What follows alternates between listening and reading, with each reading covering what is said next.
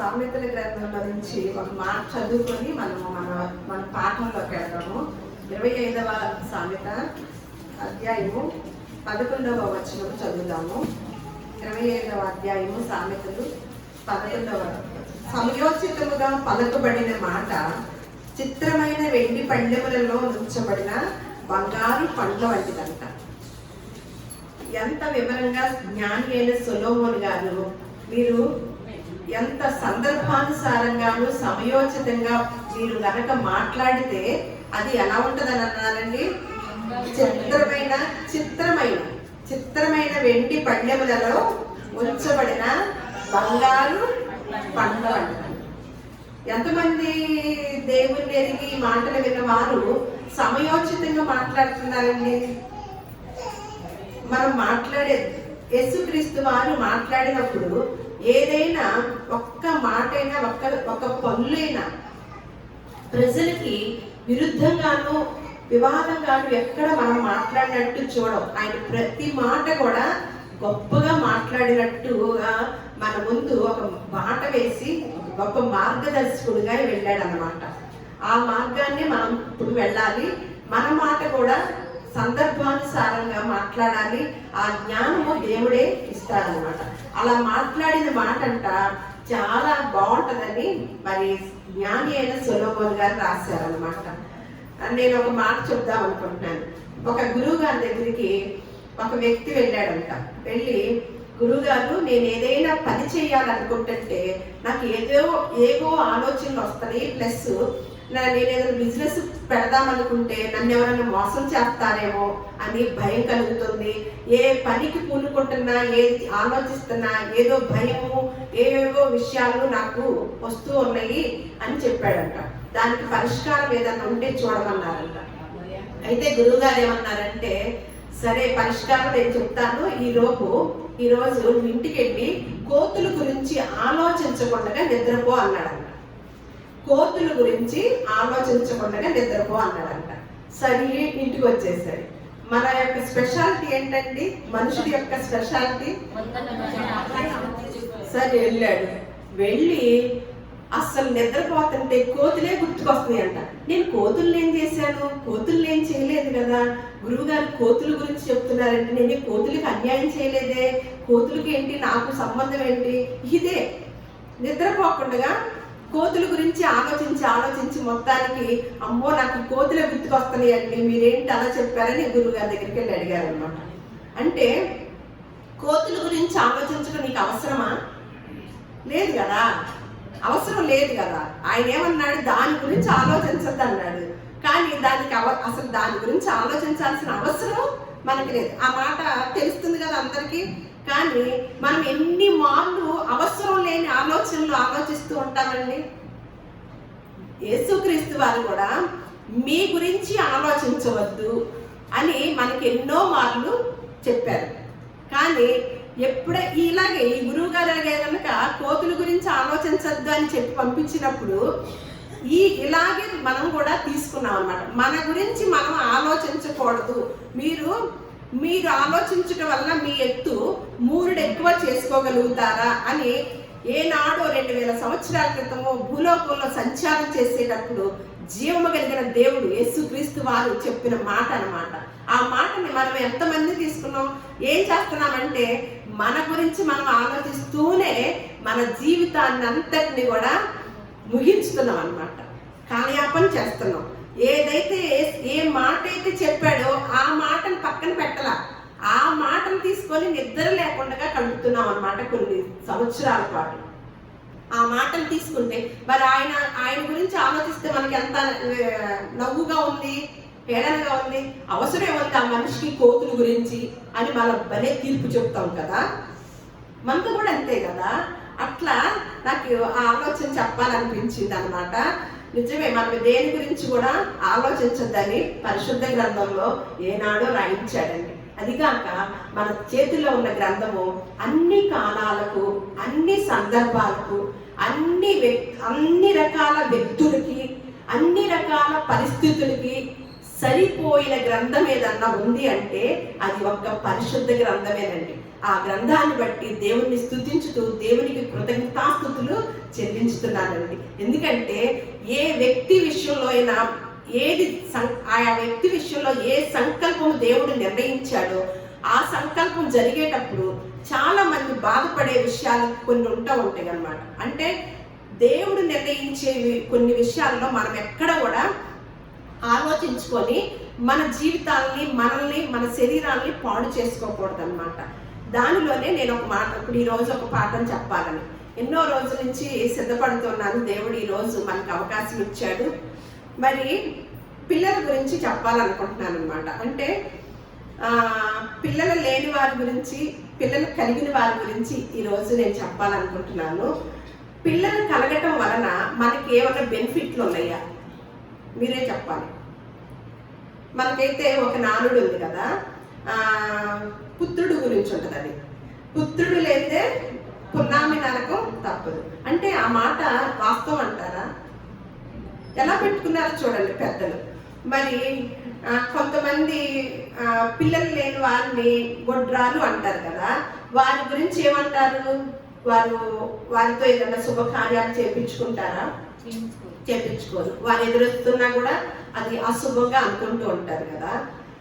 అలాగే పిల్లలు లేకపోవడం వలన మనకి ఏదైనా నష్టం జరిగిద్దా, పిల్లలు కలిగి ఉన్న వారికి ఏదైనా లాభం కలిగిద్దా అనేది ఈరోజు తెలుసుకుందాం అన్నమాట. మరి పిల్లలు ఉంది, అది కూడా మగపిల్లలకు కావాలి, మగపిల్లలు ఉన్న వారికి మాత్రమే పున్నామి నరకం అని చెప్పారు కదా పెద్దలు.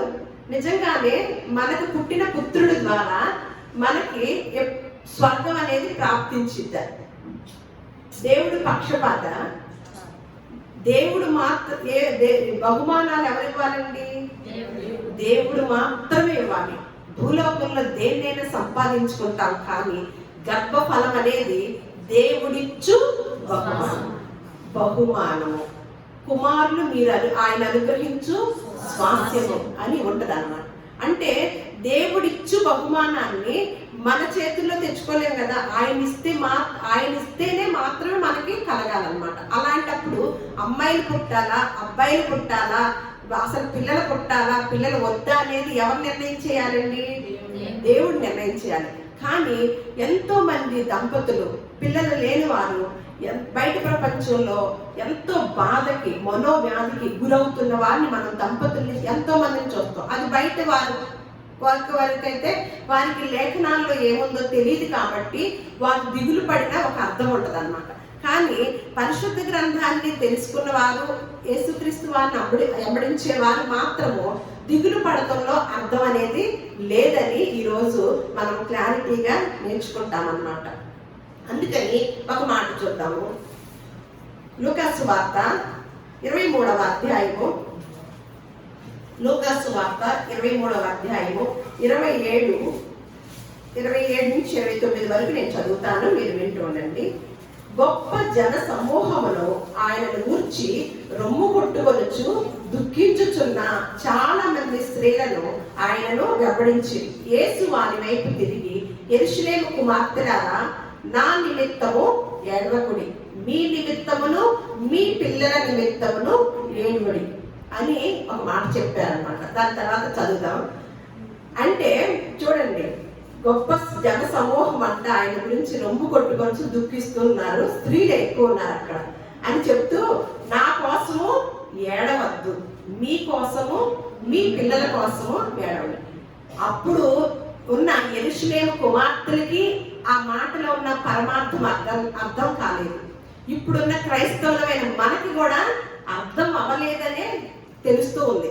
ఎన్నో మార్లు మనం సంవత్సరము లెంట్ డేస్ అని పెట్టుకుంటూ ఏడుస్తూ ప్రార్థన చేస్తూ ఉంటారు. ఆయన శిలువ మరణాన్ని గురించి, ఆ శిలువకి వెళ్ళేంత వరకు కూడా 40 రోజులు అని పెట్టుకొని ఏడుస్తూ ఉంటారనమాట.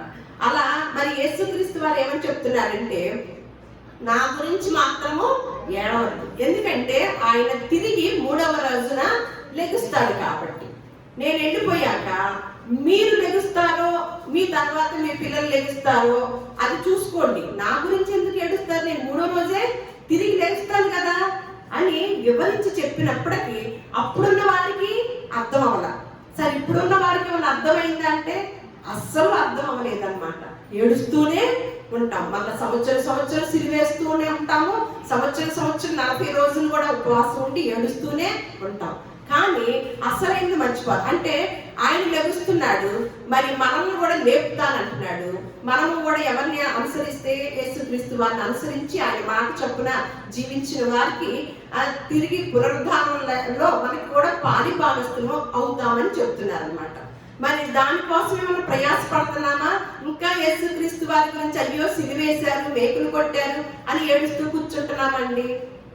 ఆయన చెప్పిన మాటని మనం తీసుకొని మనం వెళ్తున్నామా? మన తర్వాత ఎవరు వెళ్ళాలి? మన పిల్లలు వెళ్ళాలి కదా.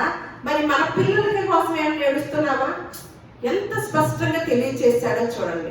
అంత గొప్ప మాట చెప్పి ఒక మంచి మాటను ఇక్కడ గుర్తు చేస్తున్నారన్నమాట.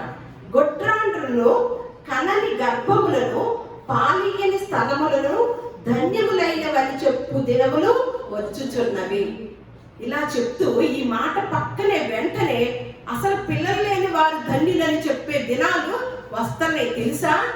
నా కోసం ఏడుస్తూ కాదు మీ పని, మీకోసం ఏడుస్తూ మీ తర్వాత నాశనం అయిపోయేవారు, నరకానికి వెళ్ళేవారు ఎవరంటే మన తర్వాత ఎవరు? మన సంతానం. వారి కోసం ఏడవండి.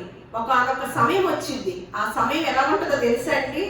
పిల్లలు లేని వాళ్ళే ధన్యులని చెప్పే దినాలు రాబోతున్నాయి అని అన్నప్పుడు ఆ పరమార్థాన్ని ఎంతమందిని గ్రహించామండి? ఎంతమంది గ్రహించాము? ఎప్పుడు ఏదో ఒక అవసరత దేవుని సన్నిధానానికి వచ్చి అడగటము, బాధపడటము, అది తీరగానే ఇంకొకటి రావటము, వీటి వరకే పరిమితమైంది. కానీ కుటుంబాలుగా దేవుని సన్నిధికి ఎంతమంది వస్తున్నామండి? ఏదైనా ఫంక్షన్కి వెళ్తామనుకోండి, ఒక్కడే వెళ్తామా? కుటుంబం వెళ్తామా? పెళ్లిళ్ళకైనా, ఫంక్షన్లకి, శుభకార్యం, ఏదో ఒక కార్యక్రమానికి మన బంధువుల్లో జరిగిన వాటికి ఎలా వెళ్తాము? కుటుంబంగా, కుమార్తెని, కుమారుణ్ణి, భర్త, భార్య, కుటుంబ సమేతంగా వెళ్తున్నామే. మరి ఇప్పుడు ఎందుకు రావట్లేదు కుటుంబ సమేతంగా? ఏమవుతున్నారు? మనం దేని గురించి ఏడుస్తున్నాము? దేన్ని అడుగుతున్నాము? మరి ఇలా చెప్పి గొడ్రాండ్రులో పానీయుల వారు ధన్యులయ్యే చెప్పే రోజులు రాబోతున్నాయి అని చెప్పినప్పుడు, అంటే పిల్లలు ఉన్నవాళ్ళు ధన్యులు కాదా? పిల్లలు లేని వాళ్ళే ధన్యులా? ఒక ఇంత ఆలోచన చేయండి. అంటే ఈ మాటలు పట్టుకుని మనకేమనిపించింది? పిల్లలు ఉన్న వాళ్ళు ధన్యులు కాదనే కదా. ఒక రోజు వచ్చింది అప్పుడు ధన్యులు కాదు, పిల్లలు లేని వారే ధన్యులు అని. అంటే ఈరోజు పిల్లలు ఉన్నవారు ధన్యులా? అందరూ ధన్యులేనా? కలిగిన వారు అందరూ ధన్యులేనా? లేదు. పిల్లలు లేని వారు ఎలా ధన్యులవుతారు అనేది నేర్చుకుందాం అన్నమాట. ఇదే మళ్ళా ఒక ప్రస్తావన ఇంకో చోట జరిగింది. లోకాసు వార్త 11వ అధ్యాయము 27వ వచనం. లోకాసు వార్త 11వ అధ్యాయము 27వ వచనం. ఆయన ఈ మాటలు చెప్పుచుండగా ఆ సమూహములో ఉన్న ఒక స్త్రీ ఆయనను చూచి, నిన్ను మోసిన గర్భమును, నీవు కుడిచిన స్థలములను ధన్యములైనవని కేకలు వేసి చెప్పగా. ఏమని చెప్తుందండి? అంటే ఎవరిని మెచ్చుకుంటుంది అక్కడ? యేసుక్రీస్తు వారు మంచి మాటలు చెప్తూ విందనమాట ఒక స్త్రీ. ఆ స్త్రీలో లోపల పొంగిపోయిందనమాట మనసు అంతా కూడా. ఏమని? అబ్బా ఎంత గొప్పది మీ తల్లి, ఆ మోసిన గర్భం ఎంత ధన్యురాలైపోయింది, ఆవిడ ఎంత ధన్యురాలు, నిన్ను కన్న తల్లి అని గొప్పగా కేకలు వేస్తూ చెప్తుందంటండి. మనకు ఒక పద్యం ఉంటుంది. ఏమని ఉంటుంది ఆ పద్యము? ఒక పద్యం ఉంటుందండి. ఆ పద్యం గురించి ఒకసారి చూద్దాము. ఏమనంటే, పుత్రుడు పుట్టగానే పుత్రోత్సాహం ఉంటుంది కానీ ఏదో సుమతి శతకం ఉంటుంది అనమాట. అప్పుడు పుత్రుడు పుట్టగానే సంతోషించడం కాదు, కానీ పుత్రుడు పుట్టాక జనులు కనుగొని ఆ జనులు పొగిడినప్పుడు పుత్రుని పుట్టినందుకు సంతోషం అని ఉంటది కదా ఒక పద్యము. అంటే మనకేమవుతుంది? కొడుకు పుట్టాడు అనగానే సంతోషపడతాం, మన పరిధి అదే కదా. కానీ ఒక గొప్ప కవి ఒక రకంగా రాశారన్నమాట, గొప్ప జ్ఞానంతో రాశారు. ఏమనంటే, పుత్రుడు పుట్టగానే సంతోషపడకండి, పుత్రుడు పెరిగి పెద్దయ్యాక జనులు ఆ పుత్రుడిని పొగిడినప్పుడు అప్పుడు మీరు సంతోషపడండి అంటారు. అప్పుడు పొగిడితే ఎవరికి ఆ యొక్క ధన్యత అండి? అంటే తల్లిదండ్రుల పెంపకం యొక్క గొప్పతనము పుత్రుడు పెరిగాక తెలుస్తుందని పద్యం ఒక కవి సుమతి శతకం రాశారనమాట. అది చాలా వాస్తవమే. దానిలో మనం దీనిలో పరిశుద్ధ గ్రంథంలోకి వెళ్ళి చూస్తే అది వాస్తవం లాగానే ఉందన్నమాట. అంటే కనని ఇప్పుడు ఇక్కడ ఏమని చెప్తుంది అన్యంగా వెంటనే ఏమంటున్నారంటే ఆయన ఈ మాటలో ఆయన ఈవిడంటే క్యాకులేసి చెప్పగానే ఆయన ఏమంటున్నాడంటే ఒప్పుకుంటున్నాడు, కానీ అవును గాని అని చెప్తున్నాడు. అవును గానిలోనే చాలా విషయం ఉంటుందండి. అవును గాని నువ్వు చెప్పిన మాటలు నిజమేనమ్మా, నన్ను కన్న తల్లి ధన్యురాలే. ఎవరైనా సరే నాలాగా పెంచితే ఆయనలాగా ఉండగలిగిన బిడ్డలు కలిగిన తల్లిదండ్రులు ఎవరైనా ధన్యులే గాని అని చెప్తున్నాడు అనమాట. గాని అంటే ఏమంటున్నాడు అని చెప్తూ ఉన్నాడు. అందుకని మనకు ఒక మాట చూద్దాం. దేవుని వాక్యము విని దానిని కైకొని వారు మరి ధన్యులని చెప్పారు. చూసారండి, అంటే మనం సేవించే దేవుడు అన్ని రకాల వారికి, అన్ని పరిస్థితుల వారికి, అన్ని సందర్భాల్లోనూ పనికి వచ్చిన దేవుడు, చాలిన దేవుడు అన్నమాట. మనల్ని ఒక స్థానంలో ఉంచాడు అంటే అది మనల్ని ప్రేమించే అని కాకుండా మనల్ని ఏంటో మన ప్రార్థన వింటలేదు, మమ్మల్ని ఏంటి ఇలాగే ఉంచాడు, మా మొర ఆలకించట్లేదు అంటే ఈరోజు పూర్తిగా తెలుసుకుంటాం అన్నమాట. అది పిల్లలే అవ్వచ్చు, లేదు ఇంకొక విషయమైనా అవ్వచ్చు అన్నమాట. కానీ మనము ఎప్పుడు ధన్యులం అవుతామని ఇక్కడ వివరిస్తున్నారు. అవును కానీ దేవుని వాక్యము విని దానిని గైకొని వారు మరి ధన్యులని చెప్పాడు అన్నమాట. అయితే గర్భఫలం అనేది మనమంతా మనకు అనుకుంటే వస్తుందా, మనం దిగులు పడితే వస్తుందా, మనం అనేక హాస్పిటల్స్ తిరిగితే మనం పొందుకోగలుగుతామా, అనేక డబ్బులు చాలా డబ్బులు ఖర్చు పెడితే మనం పొందుకోగలుగుతామా అండి? ఒకసారి ఆలోచించండి. ఎన్ని కార్యక్రమాలు చేస్తే పొందుకోగలుగుతామా? ఒకసారి అది కూడా బైబిల్ గ్రంథంలో ఉంది. ఆదికాండము 25వ అధ్యాయం 21వ వచనం చూద్దాము. ఆదికాండము 25వ అధ్యాయము 21వ వచనం. ఇస్సాకు భార్య గొడ్రాలు కనుక అతడు ఆమె విషయమై యెహోవాను వేడుకొనెను. ఎక్కడికి వెళ్ళి వేడుకున్నాడు? ఇస్సాకు భార్య కూడా గొడ్రాలే అంట. మళ్ళా అబ్రహాము భార్య ఒకప్పుడు గొడ్రాలే. మళ్ళా సేమ్ కోడలకు కూడా ఏమొచ్చింది, ఏ పరిస్థితి? గొడ్రాలంట. అప్పుడు ఇస్సాకు అంట ఎవరిని వేడుకున్నారంటండి? యెహోవాను వేడుకొనెను. యెహోవా అతని ప్రార్థన వినెను గనుక అతని భార్య అయిన రిబ్కా గర్భవతి. అందుకని దేవుడు అనుకుంటే పిల్లలు ఇవ్వాలన్నమాట. అందుకనే కీర్తన గ్రంథంలో అంటాడు కదా 139 ఆయన 127వ కీర్తన, గర్భఫలము ఆయన ఇచ్చు బహుమానము. గర్భఫలం మాత్రము దేవుడిచ్చు బహుమానం ఇచ్చాడు. ఇచ్చిన వారు ఏమైనా ధన్యులవుతున్నారా? బయట ప్రపంచంలో ఇవ్వని వారేమన్నా ధన్యులు కాదా అనేది నేర్చుకుంటూ ఉంటే ఇచ్చిన వారు మరి ఎలా పెంచితే ధన్యులవుతారో అనేది రాసి ఉంచారనమాట. ఇచ్చిన వారు మనం పిల్లలు పుట్టేశారు, ఆహా అబ్బా మాకు పిల్లలు సకాలంలో పుట్టేశారండి, వాళ్ళకి ఎవరికి లేదు అని కొంతమంది కొంచెం సంతోషంగా గొంతులు వేస్తూ ఉంటారన్నమాట. ఇచ్చారు కానీ ఎప్పుడు ధన్యులు అవుతారు? ఇచ్చిన సంతానాన్ని ఎంత బాధ్యతో తెలుసండి. 2 పిల్లల్ని ఇస్తే మనకి పెద్ద బాధ్యత మన భుజాన పెట్టినట్టు అనమాట. దాన్ని ఇప్పుడు మనం చివరిలో తెలుసుకుంటాము. ఇచ్చిన వారు ఎలా పెంచాలో, పెంచలేని తల్లులు ధన్యులు అవుతారో అనేది 2 తల్లులు చూద్దాము. దినవృత్తాంతములు 2వ దినవృత్తాంతములు 22:2 వచనములు. అందరూ ధన్యులు అవుతారా? పిల్లలు ఉన్న వాళ్ళందరూ.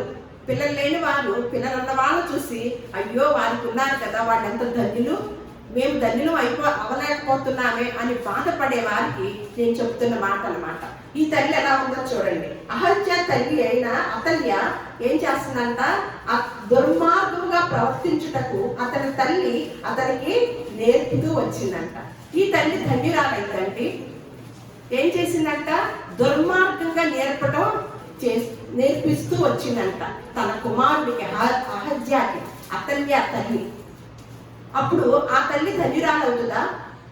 ఇందాక మనం చదివాం కదా లూకా 11లో ఏమని? ఆహా నువ్వు ఎంత గొప్ప కుమారుడు అయ్యా, నిన్ను కన్న గర్భము నీ తల్లి ఎంత ధన్యురాలయ్యా, అని కేకలు వేస్తూ చెప్తుందన్నమాట. అవును గాని అన్నాడు. కానీ అలా ఉన్నాడు కదా ఆ కుమారుడు. మరి ఈ కుమార్తెకి ఏమని ఎలా పెంచింది, ఎలా నేర్పించిందంట? దుర్మార్గత నేర్పించిందంట. ఈ తల్లి మన దృష్టిలో ధన్యురాలవుతుందా చెప్పండి? ఏమైంది? ఆ ఏదైతే నేర్పించిందో దానితోనే ఆ కుమారుడికి మరణం వచ్చిందనమాట. అంటే ఆ తల్లి ధన్యురాలా? పిల్లలు ఉన్నారు కానీ ధన్యురాలా కాదు. ఇక్కడ చూద్దాం వాళ్ళ మత్తయి 14:8. మత్తయి సువార్త 14:8.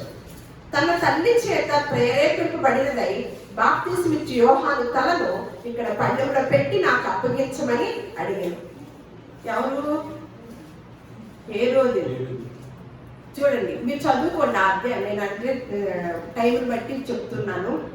ఇక్కడ ఒక కుమార్తె, ఒక తల్లి కనపడుతున్నారనమాట.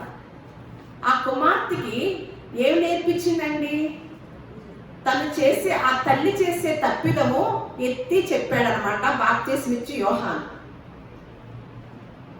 మీరు చేస్తుంది తప్పు అని చెప్పాడు.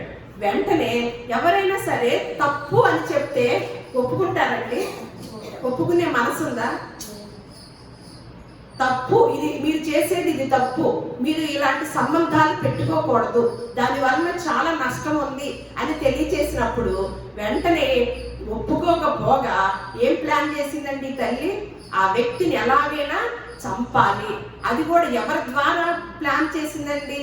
తన కుమార్తెని అలాగే విధానంలో, అంటే డ్యాన్స్ చేపించి డ్యాన్స్ చూసి రాజుగారు మెచ్చుకున్నప్పుడు, రాజుగారి బహుమతి ఏంటో అడుగమ్మా, నీకు ఇష్టం వచ్చింది ఇస్తాను అన్నప్పుడు, కొలువు తీరినప్పుడు వెంటనే బాప్తిస్మిచ్చి యోహాను తలని పళ్ళెంలో పెట్టి తీసుకొచ్చి ఇవ్వమని బహుమానంగా అడిగింది. తల్లి చేత ప్రేరేపింపబడినదై. అంటే ఈ తల్లి ధన్యురాలా? చూడండి, ఇలాంటి తల్లులు ధన్యురాలు అవుతారా?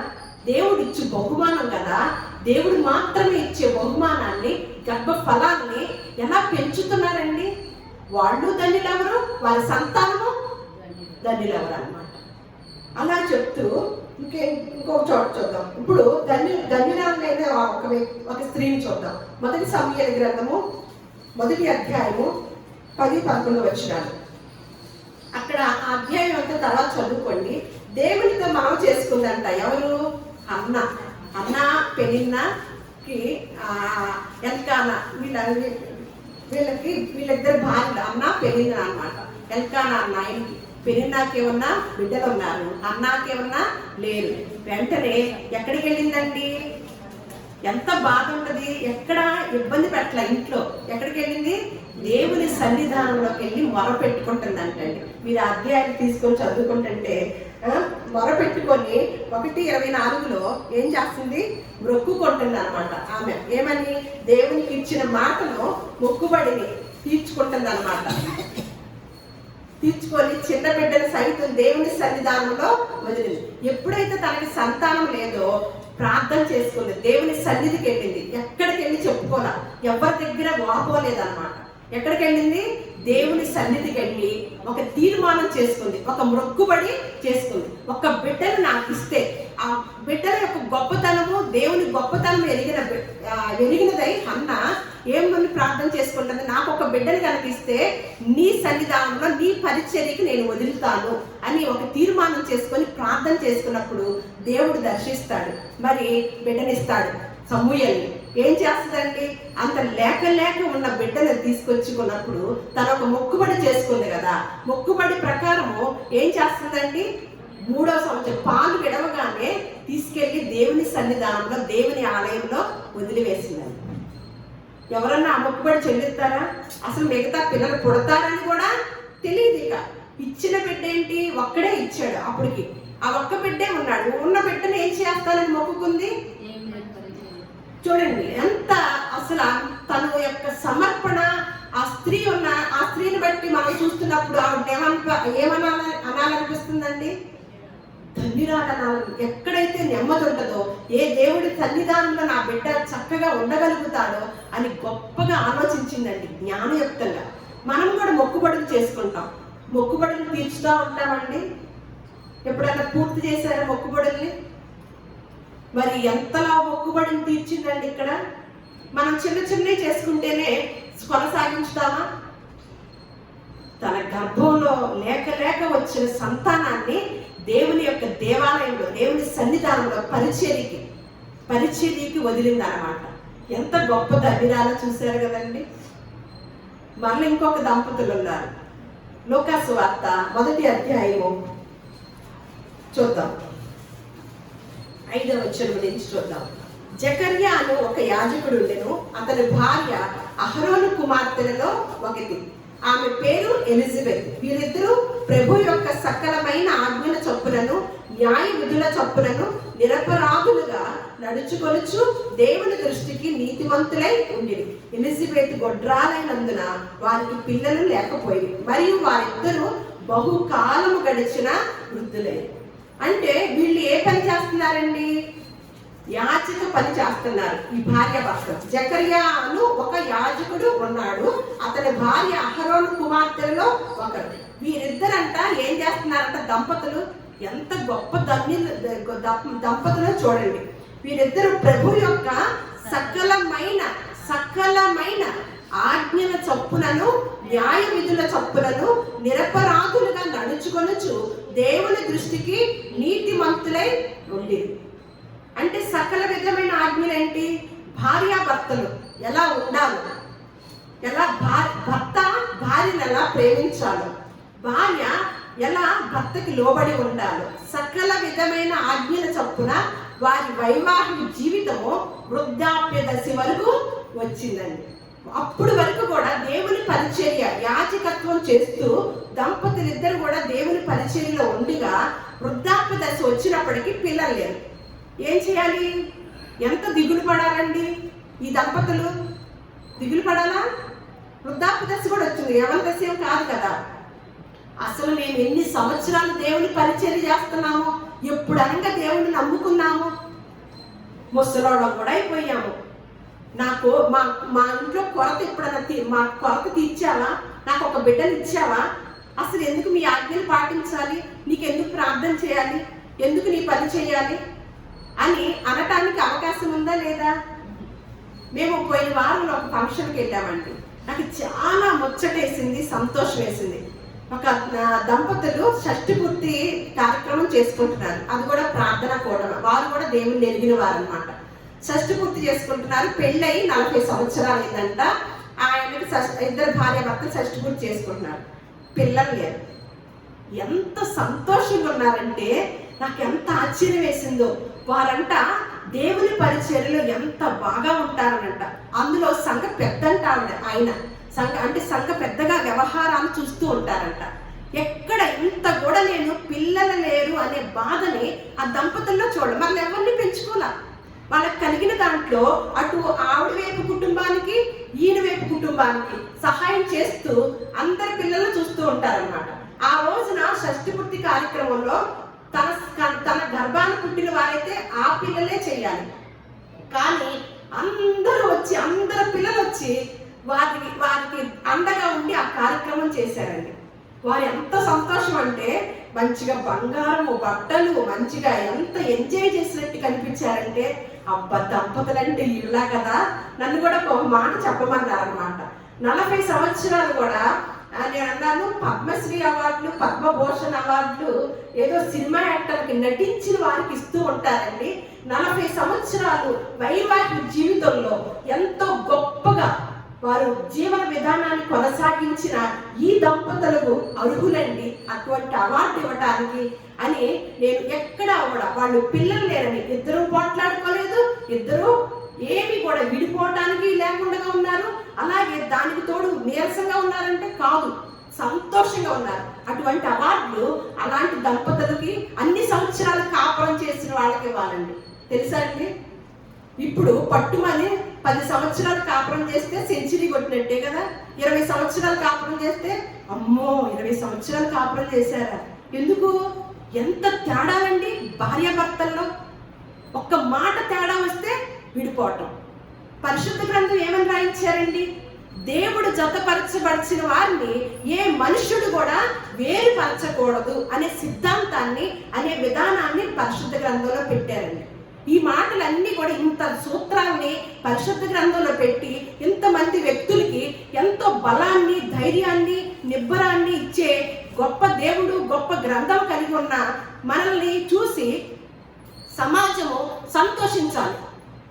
సంతోషించకపోగా ఏం చేస్తున్నారు? ఇది ఒక మతము, మీ దేవుడు ఎలా, మీ దేవుడు ఎలా, లేకపోతే మీరెలా, ఇవన్నీనా? వీటి వలన ఏదైనా నష్టం ఉంటుందండి? సమాజము కుటుంబం బాగుపడితే ఆ ప్రాంతం బాగుపడింది, ప్రాంతం బాగుపడితే సమాజం బాగుపడింది, ఒక దేశమే బాగుపడింది అన్నమాట. అటువంటి కుటుంబాల్లో, ఈ కుటుంబాల్లో ప్రభావితం చూపించే మాటలు ఏదైనా ఉంటే అవి యొక్క దేవుని మాటలేనండి. ఆ భార్యాభర్తలు చూసి ఎంత సంతోషం వేసిందోనండి, ఎంత ఆనందం ఉన్నారండి. మనం ఎవ్వరూ ఉండమన్నమాట. నిజమే అనిపించింది అనమాట. యేసుక్రీస్తు వారు చెప్పిన మాట నాకు అక్కడ కళ్ళారా చూశాను. మరి మనకు లేనప్పుడు కొంతమంది, మనకి పిల్లలే కాదు, మనకు కొన్ని పరిస్థితులు ఉంటాయి, అలా కొన్ని సంవత్సరాల పాటు అవి జరగవు. ఎంత సంతోషంగా ఉండగలుగుతున్నాము దేవుల్లో, దేవుని బట్టి కొనసాగగలుగుతున్నాము అంటే ప్రశ్నార్థకమే. ఏమంటున్నాడు ఇక్కడ చూడండి, ఎంతో ఈవిడంతా ఇల్లు ఎలాంటి వారు, వృద్ధాప్య దశకి వచ్చారనమాట. నాకు వీళ్ళిద్దరే గుర్తుకొచ్చారు, వాళ్ళిద్దరిని చూస్తే. కాకపోతే వాళ్ళకి బాప్తిస్మం ఇచ్చి యోహాన్ని ఇచ్చాడు దేవుడు. ఏం చేస్తున్నారు? ఎక్కడ తేడా లేకుండా సకల విధమైన ఆజ్ఞల చొప్పున ఇద్దరు కూడా అవగాహన కలిగి వారి కాపురం చేస్తూ, దాన్ని సరికదా యాజకత్వం చేస్తూ కొనసాగే భాగ్యాన్ని ఆ దంపతులకు ఇచ్చాడు దేవుడు. ఏదో ఒక రోజు జ్ఞాపకం ఉంచుకుంటాడంటారా? అప్పుడు ఆ రోజుల్లో యాజకత్వము ఒక లేవి వంశస్థులే చేయగలిగిన వారు కాబట్టి ఆ దంపతులు అలా ఉన్నారు, ఆ వంశంలో నుంచి వచ్చిన వారు. కానీ ఇప్పుడున్న క్రైస్తవులైన మనకి ఇచ్చిన ఆధిక్యత ఏంటంటే, ఇప్పుడు చీకటిలో నుండి తన ఆశ్చర్యకరమైన వెలుగులోనికి పిలిచిన వారి యొక్క గుణాతిశయమును ప్రచారం చేయ నిమిత్తము మనమందరం ఎవరమంట? ఏర్పరచబడిన వంశంలో రాజులైన యాజక సమూహము. మనందరం కూడా ఇప్పుడు యాజకులమేనమాట. ఇది ఎటు గుర్తొచ్చింది కాబట్టి, ఇది మనం ప్రస్తావించాం కాబట్టి ఇప్పుడు మనం కూడా ఎవరు? అప్పుడంటే జకర్యా ఎలిజబెత్ యాజకత్వం చేశారు కదా, మనం ఎలాగ అనుకుంటే వారు ఆ పరిచర్యలో ఆనందంగా ఉండగలిగారు అనమాట. ఇప్పుడు మనల్ని కూడా రాజులైన యాజకులు అంటే రెండు పనులు మనకి అప్పగించాడు. ఆ రోజుల్లో రాజుల పని రాజులే చేసేవారు, యాజకుల పని యాజకులు మాత్రమే చేసేవారు. కానీ రాజాలాగా పరిపాలించే పనిని, యాజకత్వం, దేవుని యొక్క పరిచర్ని, రెండింటిని కూడా ఇప్పుడున్న క్రైస్తవులమైన మనకి ఇచ్చిన దేవుడిచ్చిన ఆధిక్యతనమాట. ఆ ఆధిక్యతను ఎవరు పొందుకుంటున్నారు, ఎవరు కొనసాగుతున్నారని, రాజాలాగా ఎవరు జీవిస్తున్నారు, యాజకుడిలాగా దేవుని పరిచర్య ఎవరు చేస్తున్నారు అనేది ఒక ఇంత ఆలోచన చేస్తే పిల్లలు కలిగిన మనము ఎంత ధన్యులమో అర్థమవుతూ ఉందన్నమాట. ఇక్కడ ఎప్పుడైతే దేవుడు దర్శించాడో బాప్తిస్మం ఇచ్చి యోహానుని తన గర్భాన ఉద్భవించేటట్లు చేశాడు. మరి బాప్తిస్మం ఇచ్చి యోహాను ఏమన్నా తల్లిదండ్రులు కనిపెట్టుకొని ఉన్నాడా? ఎక్కడున్నాడండి? 1వ అధ్యాయం లోకాల్లోనే 80వ వచనంలో, శిశువు ఎదిగి ఆత్మయందు బలము పొంది ఇశ్రాయేలునకు ప్రత్యక్షమగు దినము వరకు అరణ్యములో లేక పుట్టాడా? ఎక్కడ ఉంచుకోవాలి? కానీ తనకు ఒక ప్రత్యేకత ఉంది, ఆ బిడ్డకు ఒక ప్రత్యేకత ఉంది. ఆ ప్రత్యేకతను బట్టే ఏం చేశాడు దేవుడు? ఆ బిడ్డని పెంచడానికి కూడా తల్లిదండ్రులకి అవకాశం కలిగింది అనమాట. దేవుడు ఎలాంటి ప్రత్యేకతనిచ్చాడో అలాగే పెంచారు. అలాగే దేవుని పరిచయం కొరకు చివరికి ఆయన యొక్క చనిపోవటానికి కూడా సిద్ధం, ఆయన తలలేక తీసుకొచ్చి మరి పనుల్లో పెట్టి తీసుకొచ్చారనమాట, ఈయన తలనే. అటువంటి త్యాగాన్ని కూడా ఒక మంచి మాటలు చెప్పి త్యాగం అయిపోయాడు. అటువంటి కుమారుణ్ణి జకర్యా ఎలిజబెత్కి ఇచ్చారనమాట. మరి వీళ్ళందరూ ఇలాంటి తల్లులైతే ధన్యులే, నిజమే. కానీ మరి కనని వారు ఎలా ధన్యులవుతారండి అంటే, ఒకసారి పౌలు గారి గురించి చూద్దాం. పౌలు గారికి వివాహమే అవ్వలేదు, కానీ ఎంతమందిని కన్నాడో తెలుసా అండి? అందుకని కొంతమందిని పిలుస్తూ ఉంటాడు అనమాట. 2వ తిమోతికి రాసిన పత్రిక 1వ అధ్యాయం 1వ వచనం, అపోస్తలుడైన పౌలు ప్రియ కుమారులకు తిమోతికి శుభమని చెప్పు రాయినది. 1 తిమోతికి రాసిన పత్రిక 1వ అధ్యాయం 2వ వచనం కూడా, విశ్వాసమును బట్టి నా నిజమైన కుమారుడకు తిమోతికి శుభమని చెప్పి రాయినది. ఎవరి కుమారుడండి? ఎవరిని పెంచాడు? ఎవరిని శిక్షణ ఇచ్చాడండి? పౌలు గారికి ప్రియమైన శిష్యుడు, ప్రియమైన కుమారుడు ఎవరన్నా ఉంటే ఆత్మీయంగా కన్నాడు అనమాట. ఒక గొప్ప వ్యక్తిని పరిచయం చేశాడు పౌలు గారు. ఏమంటున్నాడు? నా ప్రియ కుమారుడు అని చెప్పి ఇక్కడ కూడా 2వ తిమోతిలో కూడా అపొస్తలుడైన పౌలు ప్రియ కుమారులకు తిమోతికి శుభమని చెప్పి రాయినది. అలాగే తీతుకు రాసిన పత్రిక 1వ అధ్యాయం 4వ వచనం, దేవుని దాసుడను యేసుక్రీస్తు అపొస్తలుడైన పౌలు మనందరి విశ్వాస విషయంలో నా నిజమైన కుమారుడకు తీతుకి శుభమని చెప్పి రాయినది. ఏంటి, ఈయనకి అన్నాడా? అక్కడ తిమోతిని అన్నాడు, ఇక్కడ తీతుని అన్నాడు అన్నమాట. చూడండి, అలాగే తిమోతి తల్లి కూడా ఎంత గొప్పగా పెంచిందో, ఎంత గొప్పగా పెంచి పౌలు గారికి అప్పు చెప్పిందో అన్నమాట. పౌలు గారు ఎన్నో హింసలు పడుతున్నప్పటికీ, పౌలు గారు హింసలు పడుతుంటే ఏ కుమారునైనా శిష్యుడికి పంపిస్తారా? ఒక వ్యక్తి, ఒక గురువు గారు బాగా హింసలు పడుతున్నారు దేవుని ప్రచారం చేసే విషయంలో, దేవుని పరిచర్యలో బాగా తన్నులు తింటున్నాడు, బాగా తిట్టులు తింటున్నాడు. మన కుమారుణ్ణి ఆయనకు శిష్యుడిగా పంపిస్తామండి? ఒకంత ఆలోచన చేయండి. అలాంటి సమయంలో అలాంటి గురువు గారితో మన కుమారుణ్ణి శిష్యుడిగా పంపించుతారో ఎవరైనా? ఏ తల్లి అయినా? అమ్మో, ఈ పౌలు గారిని ఇలా తంతున్నప్పుడు మా అబ్బాయిని ఎంత తంతారు, ఎంత కొడతారు, ఎంత చంపేస్తారు, ఎంత నరికేస్తారు. అబ్బో, బతుకుంటే బలిసాకు తినేనా బ్రతకచ్చు. ఇది కదా మన సామెత. బ్రతుకుంటే బలిసాకు తింటావా? అక్కడ బ్రతుకుండాలంటే ఇక్కడ చచ్చిపోవాలి. ఇక్కడ బ్రతకూడదు. అక్కడ బ్రతకాలంటే ఇక్కడ చచ్చిపోవాలి. ఇందాక గింజల గురించి మాట్లాడుకున్నాం కదా. ఒక గింజ భూమిలో పాతి పెట్టినప్పుడు ఏం చేస్తుంది? చచ్చిపోతుందా? చచ్చిపోయాక ఏం చేస్తుంది ఆ గింజ? మళ్ళా చిగురించి ఎన్ని కాయలు, ఎన్ని ఫలాలు, ఎన్ని గింజల్ని మనకు అందిస్తుందో. అది పెట్టింది ఎందుకో తెలుసా అండి? ఇదిగో మీ జీవితం కూడా ఇలాగే అవ్వాలి, భూలోకంలో ఇలాగే మట్టిలో కలిసిపోవాలి, ఇలా నా కొరకు త్యాగం అవ్వాలి. అప్పుడే మీరు ఫలించుతారు, అనేక గింజలుగా, అనేక ఫలాలుగా అని మన కళ్ళ ముందు ఉంచారనమాట. ఇలా పౌలు గారితో పంపించిన తల్లిగా మనము ఒక తిమోతి గారి తల్లిని చూస్తామన్నమాట. చూడండి అని మళ్ళీ చెప్తూ మళ్ళీ ఇంకొక మాట చెప్తున్నారు. మళ్ళీ తిమోతి గారే గల్తీకి రాసిన సంఘంలో గల్తీ పత్రిక 4వ అధ్యాయం 19వ వచనం, గల్తీ సంఘానికి రాస్తూ 4వ అధ్యాయం 19వ వచనం, నా పిల్లలారా, క్రీస్తు స్వరూపము మీ అందేర్పడు వరకు మీ విషయమై మరలా నాకు ప్రసవ వేదన కలుగుచున్నది. ఏం కలుగుతుందంట అంటే, ఒక్కొక్క బిడ్డని తరిఫీదు ఇవ్వాలంటే, ఆత్మీయంగా కనాలి అంటే, మనము భౌతికంగా ఎంతైతే ప్రసవ వేదన పడుతున్నామో అంతకు మించిన ప్రసవ వేదన పౌలు గారు పడి గొప్ప ధన్యుడయ్యాడనమాట. ఆ బాటను, ఆ మార్గాన్ని పిల్లలు లేని వారికి తెలియజేస్తూ యేసుక్రీస్తు వారి నోట నుంచి ఆ మాట వచ్చింది. ఏమని? పాలియమని స్తన్యాలు గొడ్రాండ్రును పిల్లలు కనని వారిని కూడా ధన్యులు అని తెలియచేశారు. అంటే ఏంటి? పిల్లలు కని మనం పిల్లలు దేవుని కొరకు కనుక పెంచకపోతే మనము ధన్యులము కాదు, అస్సలు కాదు. కానీ పిల్లలు కనుక మనము మన జీవితాలనే కనుక కొనసాగించుకుంటూ మన కోసమే బ్రతికితే కనుక, పిల్లలు లేకపోతే అబ్బా పిల్లలు లేక హ్యాపీగా ఎంజాయ్ చేయొచ్చు, అమ్మా నాకు ఇంకే దిగులు చింత లేదు, నాకున్న ఆస్తిని అంతటిని కూడా నేను ఎంజాయ్ చేయొచ్చు అని అనుకుంటే కనుక కనని గర్భం కూడా దేవుడు చెప్పిన రీతిలో ధన్యము కాదు.